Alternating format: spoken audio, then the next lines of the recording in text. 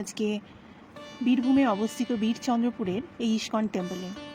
এই ইস্কন টেম্পলটি মায়াপুরের ISKCON temple তো আপনারা অনেকেই দেখেছেন।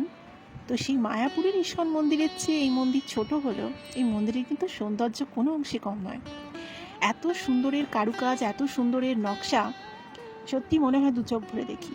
দেখতে পাচ্ছেন মন্দিরের একদম ওপরে রয়েছে দুটো বড় বড় ময়ূর, আর তার ঠিক মাঝখানে রয়েছে একটা চক্র, আর দুপাশে রয়েছে দুটো নারায়ণের বড় বড় মূর্তি। চলুন তাহলে একটু সামনে গিয়ে দেখা যাক। তো সামনে চলে এসেছি আমরা। দেখতে পাচ্ছেন একটি নারায়ণের মূর্তি, অপূর্ব সুন্দর এই নারায়ণের মূর্তিটি। আমি এর আগে কখনো এত সুন্দর মূর্তি কোথাও দেখিনি।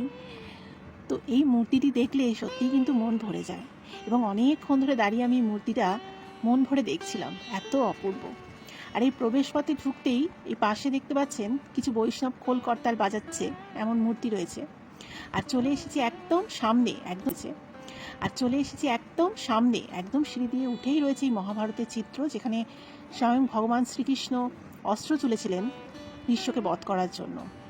তো সেই মূর্তিটা এখানে দেওয়ালের মধ্যে অপূর্ব সুন্দরভাবে খোদাই করা রয়েছে। এটি কিন্তু কোনো রকম ছবি নয়, এটি কিন্তু মূর্তি।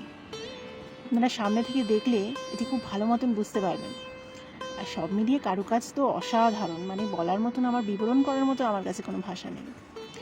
আর মূল মন্দিরে ঢোকার একদম দরজার সামনে রয়েছে এই নকশাটি, মার্বেল পাথরের ওপর বিভিন্ন রকম রঙের পাথর দিয়ে খচিত এই নকশাটি।